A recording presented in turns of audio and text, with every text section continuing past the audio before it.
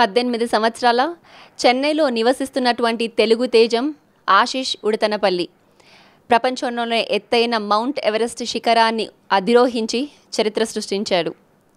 ధైర్యం, సాహసం, సాధన, పట్టుదల ఇవన్నిటితో 8848.48 మీటర్ల ఎత్తైనటువంటి మౌంట్ ఎవరెస్ట్ శిఖరాన్ని చేరి భారతదేశానికి స్ఫూర్తిదాయకంగా నిలిచాడు. అలాగే యూత్కి కూడా ఆదర్శంగా నిలిచాడు. ప్రస్తుతానికి మనతోటి ఆశీష్ ఉన్నాడు.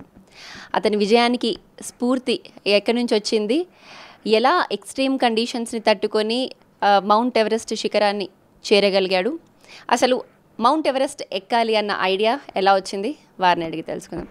Hello Ashish, first of all congratulations to you. You all made us very proud. Yeah, so అసలు మీకు మౌంట్ ఎవరెస్ట్ శిఖరాన్ని ఎక్కాలి, అక్కడికి చేరుకొని అందరికీ స్ఫూర్తిగా నిలిచారు, మీరు ఆదర్శంగా నిలిచారు. ఎక్కడి నుంచి వచ్చింది ఐడియా అండ్ ఎప్పటి నుంచి ప్రాక్టీస్ చేశారు మీరు దీనికి? నేను వచ్చి 10th కంప్లీట్ అయినప్పుడు చెన్నై టు లే లదాఖ్ ఒక సైక్లింగ్ ఎక్స్పెడిషన్ అండర్గో సో చేస్తున్నాను. అది ఒక 41 days అయింది. 3600 kilometers కవర్ చేశాను. సో అప్పుడు నాకు హై ఆల్టిట్యూడ్ మౌంటైన్స్, ఈ అడ్వెంచర్ ఫీల్డ్లో ఇంట్రెస్ట్ వచ్చింది. సో ఆఫ్టర్ దట్ నేను స్కూల్కి వెళ్ళిందే 3 months లేట్. సో అప్పుడు I directly went to the quarterly examination. అప్పుడు ఇంగ్లీష్ పేపర్లో నేను ఫస్ట్ టైం ఒక స్టోరీ ఉన్నింది అన్సీన్ ప్యాసేజ్లో మౌంటైనరింగ్ గురించి. అది నా first time I heard mountaineering అంటే ఏంటి అని ఫస్ట్ టైం అప్పుడే విన్నాను. సో అందుకనేది అప్పుడు ఒక చిన్న ఇంట్రెస్ట్ డెవలప్ అయింది. మళ్ళీ దాని తర్వాత ఐ స్టార్టెడ్ మై ట్రైనింగ్, ఎలాగ చేయాలి, ఎలాగ క్లైంబింగ్, సో ఎక్స్పెడిషన్ ఎలాగా మనం ప్రొసీడ్ చేయాలి, సో ఎక్స్పెడిషన్ కాస్ట్ ఇవన్నీ. సో అప్పుడు నేను తెలుసుకొని మళ్ళీ I started my training. So దీనికోసం అనేసి I started going to institutes, అంటే మౌంటైనరింగ్ కోసమే ఇన్స్టిట్యూట్స్ ఉన్నాయి, Nehru institute of mountaineering, so ఇలాగా ఐఎంఎఫ్ అనేసి ఇండియన్ మౌంటైనరింగ్ ఫెడరేషన్, సో ఈ రికగ్నైజ్ చేసిన ఇన్స్టిట్యూట్స్ ఉన్నాయి, అక్కడ వెళ్ళి ట్రైన్ చేస్తున్నాను నేను. ఓకే, దాదాపు ఎంతమంది వెళ్ళారు అండ్ ఇక్కడ మీ జర్నీ ఎప్పుడు స్టార్ట్ అయింది, పైకి వెళ్ళే వరకు ఎన్ని రోజులు పట్టింది, మీరు క్యారీ చేస్తున్నటువంటి ఎక్విప్మెంట్ ఏంటి, దారి పొడుగునా ఏవైనా ప్రాబ్లమ్స్ ఫేస్ చేశారా, ఎలా ఉంది throughout, you take us through the journey once? Okay, so నేను April 5th చెన్నై నుంచి స్టార్ట్ అయ్యాను. నేను సమ్మిట్ రీచ్ అయింది May 15th. సో ఇది టోటల్ ఎక్స్పెడిషన్ డేస్ వచ్చి 37 days. దీంట్లో నేను బేస్ క్యాంప్ నుంచి సమ్మిట్కి వెళ్ళి బ్యాక్ టు బేస్ క్యాంప్ వచ్చి 6 days. I started on May 11th start చేసి May 15th మార్నింగ్ సమ్మిట్, ఇంకా May 17th నేను మళ్ళీ ఈవినింగ్ వచ్చి మళ్ళీ బేస్ క్యాంప్ రీచ్ అయ్యాను.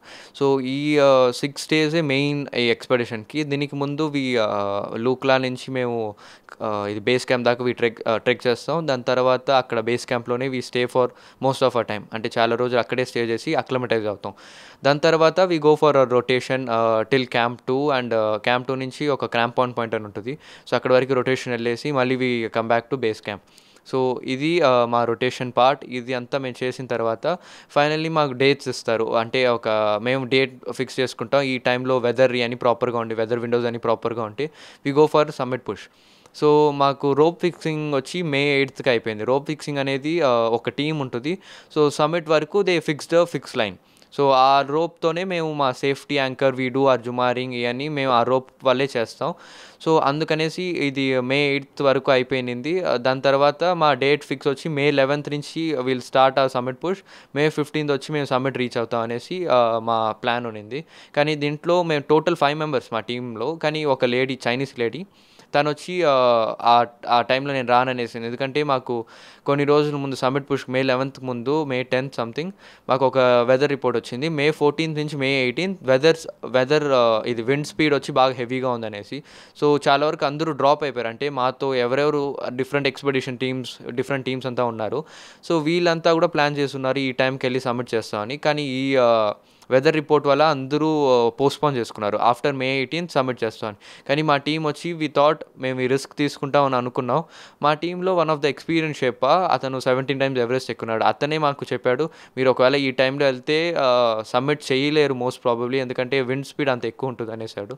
But still we took the journey and మేము సక్సెస్ఫుల్లీ సబ్మిట్ చేసాం. కానీ మేము 4 of us వెళ్తే 3 of us only submitted and remaining 2 they were not able to submit, అంటే సబ్మిట్ చేయలేకపోయారు. ఒకరు తను చనిపోయారు మా టీంలో ఒకతను. ఓకే, సో మీరు చెప్తున్నారు ఒకరు చనిపోయారు, ఒక లేడీ చైనా నుంచి వచ్చే లేడీ అయితే ఆగిపోయారు అని.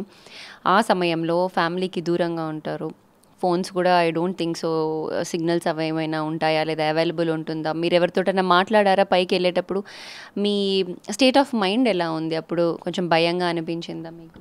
సో సిగ్నల్ అయితే వీ హ్యావ్ బేస్ క్యాంప్లో మాకు వైఫై ఉండేది. సో మేము దాన్ని పర్చేస్ చేసి మేము యూస్ చేసేలా ఉండేది. సో అపార్ట్ ఫ్రమ్ దట్ మాకు కనెక్షన్ ఇదంతా ఇంట్లో నేను మాట్లాడేవాడిని రెగ్యులర్గా. సో కనెక్షన్ ఉండే వల్ల. అపార్ట్ ఫ్రమ్ దట్ నాకు ఈ సమ్మిట్ ఇప్పుడు నేను వెళ్తున్నప్పుడు నాతో ఒక టీమ్మేట్ వచ్చాడు. కానీ అతను చనిపోయింది వచ్చి నేను బేస్ క్యాంప్ రీచ్ అయిన తర్వాతే మాకు తెలిసింది. సో అందుకని మాకు ఆ పాయింట్లో మాకు తెలియదు. ఇంకా తను చైనీస్ లేడీ వచ్చి క్యాంప్ 4 దాటి బాల్కనీ అనేసి ఒక రీజియన్ ఉంది 8410 meters. సో అక్కడ వరకు వెళ్ళి తనకి బాడీ వచ్చి యాక్సెప్ట్ చేయలేదు. షీ స్టార్టెడ్ వామిటింగ్ ఇదలా. సో అందుకనేసి తను రిటర్న్ వచ్చేసింది. సో ఈ టైంలో మాకు ఇది జరిగిందని తెలియదు. మాకు వాళ్ళు రిటర్న్ వచ్చిన తర్వాతే మాకు తెలిసింది. సో నేను చనిపోయిన అతని బాడీ వచ్చి లూక్లా అనేది ఒక పాయింట్. సో అక్కడి నుంచే ట్రెక్ స్టార్ట్ అవుతుంది. ఆ పాయింట్ నుంచే హెలికాప్టర్ తీసుకొని ఆర్ ఎల్స్ వీ టేక్ ఫ్లైట్ని తీసుకొని మేము కాత్మండు మళ్ళీ వెళ్తాం. సో అక్కడే నాకు అతని బాడీ నేను అప్పుడే చూశాను. అంటే ఇంత ఎక్స్ట్రీమ్ వెదర్ కండిషన్స్లో మీకు ఫుడ్ అవైలబిలిటీ ఎలా ఉండేది? మీరు వేసుకునే జాకెట్స్, మీ యూనిఫామ్ ఎలా ఉండేది, మీ helmets, or what were the equipment that you were carrying? So food వచ్చి మాకు క్యాంప్ 2 వచ్చి మాకు సెకండ్ బేస్ క్యాంప్ అంటాం మేము. సో బేస్ క్యాంప్లో వచ్చి మీకు వెరైటీ ఆఫ్ ఫుడ్స్ అన్నీ దొరుకుతుంది. సో మీ రేషన్ అంతా బాగుంటుంది. క్యాంప్ 2లో కూడా దే కుక్ మీకోసం తనకి కుక్ ఉంటారు. సో అందుకని మీకు డైనింగ్ టెంట్ ఇదన్నీ ఉండే వల్ల మీకు ప్రాపర్ కుకింగ్ ప్రాపర్ ఫుడ్ ఉంటుంది. కానీ క్యాంప్ 2 తర్వాత క్యాంప్ 3 and 4 మీరు అక్కడ వచ్చి హై ఆల్టిట్యూడ్ ఫుడ్ తింటారు. సో హై ఆల్టిట్యూడ్ ఫుడ్ అనేది ఒక ప్యాకెట్ ఫుడ్ ఉంటుంది. అది కంప్లీట్ ఒక డ్రై స్టేట్లా ఉన్నట్టుంటుంది. మీరు హాట్ వాటర్ పోర్ చేసి సో దాన్ని కొంచెంసేపు వెయిట్ చేశారంటే అది మీకు రెడీ అయిపోతుంది. So this was the food which we had అక్కడ. ఇంకా ఎక్విప్మెంట్ అంటే మేము డౌన్ సూట్ అనేది ఒక సింగిల్ సూట్ ఉంటుంది. అది మేము క్యాంప్ 2 తర్వాత నుంచి we start using that. So అది వచ్చి -40 దాకా it protects you, it keeps you warm అంటారు. So we use that one. ఇంకా మీ బూట్స్ ఉంటుంది 8000 metersకి తనీ బూట్ ఉంటుంది. Crampons and harness, jumar and different small equipments ఉంటుంది దీంట్లో. అండ్ ఇవన్నీ ఈ ఏదైతే టెక్నికల్ వర్డ్స్ మీరు యూస్ చేస్తున్నారో యూనిఫామ్కి లేదా మీరు ట్రెక్కింగ్ చేసేటప్పుడు మీకు ఉండవలసినటువంటి మెలకువలు ఇవన్నీ ఎన్ని రోజులు నేర్చుకున్నారు? ఏదైనా సపరేట్ ట్రైనింగ్కి వెళ్ళారా? మీరు చెప్పినట్టు కొన్ని ఇన్స్టిట్యూట్స్లో కోర్సెస్ చేశానని చెప్పారు. అది కాకుండా ఎన్ని డేస్ ప్రాక్టీస్ చేశారు అసలు దీనికి? సో నేను ఇన్స్టిట్యూట్స్లోనే మెయిన్ ఇది జుమారింగ్ ఈ టెక్నికల్ థింగ్స్ అంతా నేను ఇన్స్టిట్యూట్లోనే నేర్చుకునింది. సో ఎందుకంటే మనకి ఇక్కడ ఆ ప్రొవిజన్ లేదు నేర్చుకోవడానికి. సో అది కాకుండా నేను చెన్నైలో ఉన్నప్పుడు ఇక్కడ నేను ఇంట్లో ఉన్నప్పుడు వచ్చి I use to go for cycling, running, strength training, swimming. So ఇది రెగ్యులర్గా ఎండ్యూరెన్స్ లెవెల్గా I use to increase myself. So endurance level increase చేయాలనేది I use to train for a very long period. One day completely I use to train like from morning to evening నేను కంప్లీట్గా train చేసేవాడిని. So అందుకనే అలాగే endurance started building up. Okay, అసలు ఎప్పుడు అనిపించింది mount Everest ఎక్కాలి అని? అండ్ ఆలోచన వచ్చిన వెంటనే మీ ఫ్యామిలీతో షేర్ చేసుకున్నారా? లేదా మన లోపల చాలా ఫియర్స్ ఉంటాయి. కొందరికి ఆల్టిట్యూడ్స్ అంటే హై ఆల్టిట్యూడ్స్ అంటే భయం ఉంటాయి. కొందరికి సివియర్ వెదర్ కండిషన్స్ అంటే భయం ఉంటాయి. What was your fear? How did you overcome? So 11th ఉన్నప్పుడు when I heard the mountaineering word అప్పుడే నాకు ఇంట్రెస్ట్ బిల్డ్ అయింది. సో ఐ థాట్ నాకు ముందు మౌంటైనరింగ్ అనేది ఒక స్పోర్ట్ అని తెలియదు. So just I thought it's climbing a mountain. But later అది వచ్చి ఒక స్పోర్ట్ అని తెలిసింది. సో అలాగా నాకు ఇంట్రెస్ట్ డెవలప్ అయింది.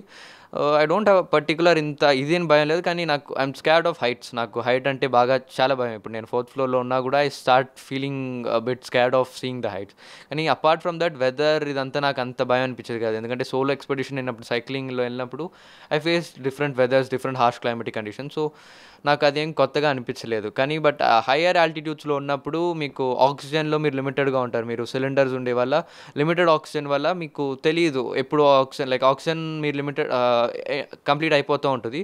కానీ మీకు ఒకవేళ లేట్ అవుతుందని తెలిస్తే you will start getting scared. మీకు అప్పుడు భయం వస్తుంటుంది. అంటే సమిట్ రీచ్ అయిన తర్వాత you have to come down. అప్పుడు ఒక సిలిండర్ ఉంటుంది, కంప్లీట్లీ యూ కమ్ డౌన్. అప్పుడు మీకు ఒక భయం ఉంటుంది. ఎందుకంటే ఆల్రెడీ సబ్మిట్ చేసిన తర్వాత మీకు ఎనర్జీ చాలా తక్కువ అయిపోతుంది. So you started feeling week. దీంట్లో ఏమైందంటే నేను క్యాంప్ 4 రీచ్ అయ్యాను. క్యాంప్ 4 రీచ్ అయిన తర్వాత నా షేర్పా వచ్చి నా హై ఆల్టిట్యూడ్ ఫుడ్ అదే ప్యాకేజ్గా ఉంది, నా షేర్పా క్యారీ చేస్తున్నాను నా ఫుడ్. సో అతను నాకు ఇవ్వకుండా నా టెంట్ బయట పెట్టేశాడు. సో అది వచ్చి ఆ హెవీ విండ్ వల్ల అది ఎగిరిపోయింది. సో నాకు ఫుడ్ లేదు. సో ఆఫ్టర్ దట్ నేను ఆ రోజు క్యాంప్ 3లో morning breakfast about 4 o'clock 5 o'clock నేను మార్నింగ్ బ్రేక్ఫాస్ట్ తిన్నాను. దాని తర్వాత నేను కంప్లీట్ క్యాంప్ 4 వచ్చిన తర్వాత నాకు ఫుడ్ వెళ్ళిపోయింది. సో నా దగ్గర ఒకే ఒక చాక్లెట్ బార్ ఉండింది. సో దీంతోనే నా జర్నీ ఇంకా కంటిన్యూ చేయాల్సి వచ్చింది.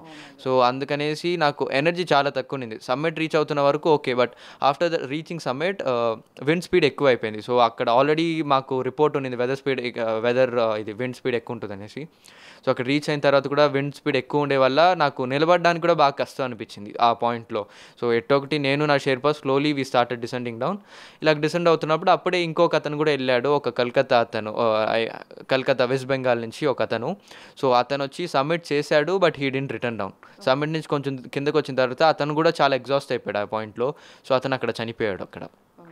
సో ఇలాగ జరిగింది.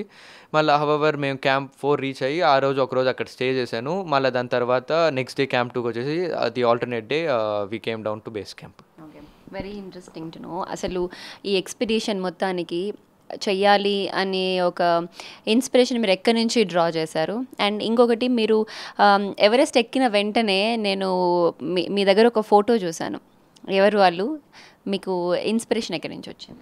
సో ఇన్స్పిరేషన్ అనేది it was like self inspired లాగే చెప్పగలుగుతాను. సో నాకు ఇలాగ మౌంటైనర్స్ చూసి ఇలాగ క్లైమ్ చేశాను లేదు. ఇప్పుడు చిన్నప్పుడు ఎవరెస్ట్ ఎక్కున్నారు, ఇలాగ 1953లో ఎడ్మండ్ హిల్లరీ ఎక్కున్నారు అనేసి మనకు తెలుసు. కానీ బట్ అది తప్ప ఇంకా అసలు ఐడియా ఉండదు మనకి ఎవరెస్ట్ మౌంటైనరింగ్ అనేసి. సో నేనే డాక్యుమెంటరీస్ ఇవన్నీ సెల్ఫ్గా చూస్తూ అదొక చిన్న ఇది చేయాలి, ఖచ్చితంగా మనం చేయాలనేసి అలాగే ఇన్స్పైర్ అయ్యాను. సో అది ఆ ఫోటో వచ్చి మా నాన్న ఫోటో అది. సో ఆయన వచ్చి ప్రీవియస్ ఇయర్ 2024లో March 12లో చనిపోయాడు క్యాన్సర్ వల్ల. సో ఆయనకి నేను ఎక్కాలని చాలా ఆశపడ్డాడు మా నాన్న. సో అందుకనే ఆయన కోరికలాగే నేను ఎక్కాను అది. ఈ ఎక్స్పెడిషన్ స్టార్ట్ చేసేవారికి లేదా మౌంట్ ఎవరెస్ట్ అధిరోహించాలి అని చెప్పేవారికి ఏం చెప్పాలనుకుంటున్నారు ఫైనల్గా? సో ఇది ఫిజికలీ కూడా చాలా డిమాండ్ అవుతుంది, but you should even be mentally strong enough. Mentally కూడా చాలా స్ట్రాంగ్గా ఉండాలి. Decision making you should be doing it properly. మీరు ఖచ్చితంగా ప్రాపర్ డెసిషన్ తీసుకోవాలి. ఎందుకంటే ఒక్కొక్కసారి మీరు తప్పు డెసిషన్ తీసుకుంటే ఇట్ కాస్ట్ యువర్ లైఫ్. మీ ప్రాణాలు కూడా పోవచ్చు. సో అందుకనేసి decision making point is very important. మా టీమ్మేట్ కూడా అలాగే. సో ఆ పాయింట్లో అతను హీ షుడ్ హ్యావ్, అంటే అతను టైర్డ్ అయిపోయాడు. అతను అన్ని రోజులు అక్కడ డెత్ జోన్లో ఉండేసి రిటర్న్ వచ్చి ఉండాల్సింది. బట్ ఒక idiotic, I can't tell it's idiotic, but he couldn't decide it that. ఆ పాయింట్లో అతను డిసైడ్ చేయలేకపోయాడు. అవును. So because I can't use that word idiotic because he was more experience than me. ఆయన చాలా ఎక్స్పీరియన్స్ నాకన్నా. సో అతనికి తెలుసు, హీ వాజ్ మోర్ ఫిట్, చాలా బాగా ఫిట్గా ఉండేవాడు, బాగా ఆయన నడిచేవారు. So but still it happened. అందుకని మనం ఏం చేయలేం. సో అలాగా decision making is a proper thing you have to learn in mountain. Ashish Udatanapalli mount Everest చేరారు అంటే అంత ఆషామాషి విషయం కాదు. ఆయన స్ఫూర్తి వెనకాల వారి అమ్మగారి పట్టుదల తప్పకుండా ఉంటుంది. వారి అమ్మగారితో మాట్లాడదాము. ఆశీష్ మౌంట్ ఎవరెస్ట్కి వెళ్తాను అని చెప్పిన వెంటనే ఎలా రియాక్ట్ అయ్యారు? యాజ్ అ మదర్గా చాలా భయం ఉండుంటుంది ఈ డిసిషన్ చెప్పిన వెంటనే. వారు ఎలా ఎంకరేజ్ చేశారు ఆశీష్ని అని అడిగి తెలుసుకుందాం. నమస్తే అమ్మ, మీ పేరు? లక్ష్మీదేవి. లక్ష్మి గారు, ఆశీష్ ఇలా మౌంట్ ఎవరెస్ట్ చేరాలి అని అనుకుంటున్నాను అని చెప్పిన వెంటనే మీ రియాక్షన్ ఏంటి? ఎలా ఎంకరేజ్ చేశారు? మీకు మనసులో ఎలాంటి ఆలోచనలు ఉన్నాయి? నాకైతే ఏం భయం అనిపించలేదు. తను చేస్తాడని నమ్మకం బాగా నాకు. చేయమని చెప్పాను. ఓకే. మీకు సిగ్నల్స్ లేదా ఫోన్ కాల్స్లో ఎప్పుడైనా అందుబాటులో ఉండే వాళ్ళ మీరు? ఉంటారు. అప్పుడు ఎక్కేటప్పుడు మాత్రమే ఉండదు. మనం తను గైడ్ ఉంటారు. తనకి మనం చెప్తే వాళ్ళు మెసేజ్ చేస్తారు మనకి. అండ్ మీ ఫ్యామిలీ వాళ్ళు ఎలా అన్నారు? ఇప్పుడు యాజ్ అ మదర్గా మీరు ఎంకరేజ్ చేశారు, కానీ మా ఆయనకు కూడా చాలా ఇష్టం చేయించాలని చెప్పి. ఓకే. భయం అంటూ ఉండదు. కాకపోతే భయం లేకుండా ఏముండదు. పిల్లలంటే అంత ప్రాణం, కానీ చేయించాలి. డిఫరెంట్గా ఉండాలి. పిల్లలు చేస్తేనేగా తెలుస్తుంది. ఇంట్లో పెట్టుకొని మేము ఫస్ట్ నుంచి ఏంటంటే పిల్లల్ని కనీసం చదువు అని కూడా చెప్పం. వాళ్ళే చదువుతారు. ఏది ఫస్ట్ పేరెంట్స్ ఏంటంటే పిల్లల్ని ప్రెజర్ పెట్టకూడదు. మాకు అలవాట్లేదు. ఇది చెయ్యని చెప్పం. మీకు ఏది నస్తే అది చేసుకోమని చెప్తాం. అలాగే వాళ్ళ ఇంట్రెస్ట్ చూసి సరే చేస్తాడు, మాకు ఆ నమ్మకం ఉంది. అందరినీ ఈరోజు ప్రౌడ్ చేశాడు Ashish. Thank you so much. Parents ఏంటంటే ఫస్ట్ మెయిన్ ఏంటంటే పిల్లల్ని ఇదే చేయండి, ఇదే చదవండి, ఆ మైండ్ సెట్ మారాలి. నాకు అది మాత్రం చాలా కష్టంగా అనిపిస్తూ ఉంటుంది అందరు పేరెంట్స్ చూస్తూ ఉంటే. పిల్లల ఇంట్రెస్ట్ని ఇది చేసి ఫ్రెండ్లీగా ఉండాలి. అప్పుడే వాళ్ళ ఇదిని మనకు చెప్తారు. నువ్వు చదువు, నువ్వు జాబే చేయి. చదువుకోవాలి, కంపల్సరీ చదువు ఉండాలి. నాకు చదువు లేదు, పిల్లలు తప్పకుండా చదువుకోవాలి. కానీ వాళ్ళు ఏది ఇంట్రెస్ట్ ఉందో దాంట్లో పంపించాలి.